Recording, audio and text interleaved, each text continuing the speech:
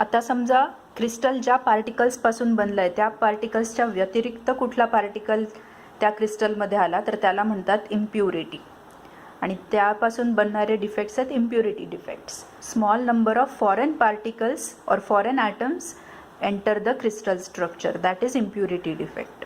पहिल्या टाईपची इम्प्युरिटी आहे सबस्टिट्यूशनल इम्प्युरिटी डिफेक्ट. त्या केसमध्ये काय झालं, समजा एक ॲलॉय होतं. ॲलॉय म्हणजे काय, दोन टाईपचे एलिमेंट्स जेव्हा मिक्स करतो सॉलिड्स तेव्हा बनतात alloys, solid solution of metals. तर हे एका टाईपचे जे मेटल ॲटम्स होते त्याच्या जागी हा दुसऱ्या टाईपचा ॲटम, दुसरी इम्प्युरिटी आली आहे. That is substitution of original particle with the foreign particle. त्यातलीच आणखीन एक टाईप कुठली आहे, ॲलिओव्हॅलंट डिफेक्ट. ॲलिओव्हॅलंट डिफेक्ट्सच्या केसमध्ये काय होतं, atom with different oxidation state than host atom enters the crystal structure. Host atoms म्हणजे ओरिजिनली क्रिस्टल ज्या पार्टिकल्सपासून बनले ते, आणि ऑक्सिडेशन स्टेट म्हणजे किती पॉझिटिव्ह आणि नेगेटिव्ह चार्जेस एका पार्टिकलवर आहेत ते.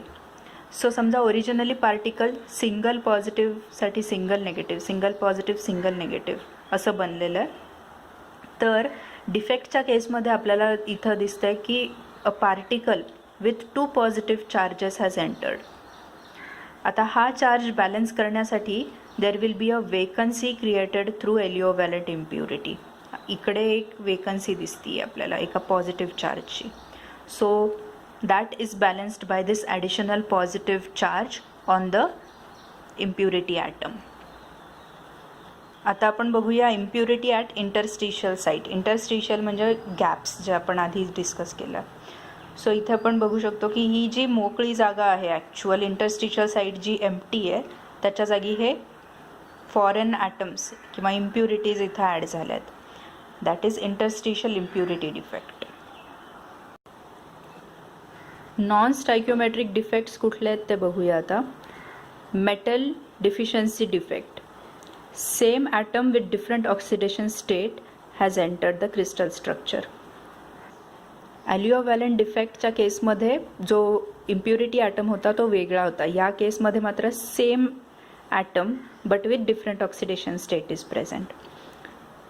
समजा निकेल आणि ऑक्सिजन हे दोन पार्टिकल्स आहेत ज्याच्यापासून हा सॉलिड बनला आहे. तर ऑक्सिजनची ऑक्सिडेशन स्टेट 2-, त्याच्यासाठी जो बॅलन्स करणारा निकेल आहे तो normally it is +2, right.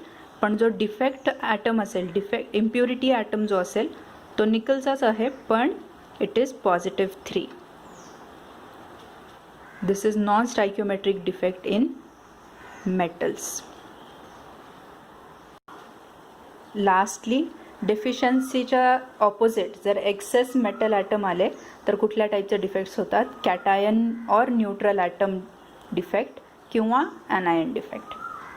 Neutral ॲटमच्या केसमध्ये काय होतं की एक एक्स्ट्रा ॲटम इथं आपल्याला दिसतोय पण त्याच्यावर काही चार्ज नाही आहे, तो न्यूट्रल ॲटम आहे. So total charge remains same. त्याचाच चेंज कॅटायनच्या फॉर्ममध्ये होतो और there can be individually a cation defect as वेल.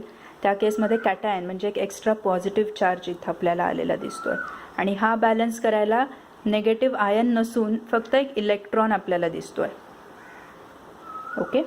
समजा हाच जो न्यूट्रल ॲटम होता हा ट्रीटमेंट करून, for example heat treatment, extra heat दिली तर ह्याच पार्टिकलनी एक इलेक्ट्रॉन डोनेट केल्यासारखं इथं दिसतंय. इलेक्ट्रॉन डोनेट केल्यामुळे हा पॉझिटिव्ह बनला आणि the extra electron has entered here. So net charge is also conserved. ॲनायनमुळे होणारे डिफेक्ट्स हे टिपिकली सरफेसवरच्या रिॲक्शन्समध्ये होतात. त्या केसमध्ये काय झालं की प्रत्येक नेगेटिव्हला एक पॉझिटिव्ह आयन आपल्याला रेग्युलर क्रिस्टलमध्ये दिसतो. पण इथला जो नेगेटिव्ह होता जो समजा हे सोडियम क्लोराईडचा क्रिस्टल असेल तर क्लोरीन Cl- जो आहे त्याच्या जागी हा इलेक्ट्रॉन दिसतोय. हा जो एक नेगेटिव्ह क्लोरीन ह्याच्या आधी इथं होता, या इलेक्ट्रॉनच्या आधी जो इथं क्लोरीन होता सरफेसवरचा तो एका इंडिपेंडंट क्रिस्टलच्या इंडिपेंडंट सेपरेट जो सोडियम होता त्या ॲटम्सशी रिॲक्ट झाला, एक एक्स्ट्रा NaCl कंपाऊंडचा मॉलिक्यूल तयार झाला आणि जो इलेक्ट्रॉन त्याने डोनेट केला तो इथं चार्ज बॅलन्स करायला आपल्याला दिसतो.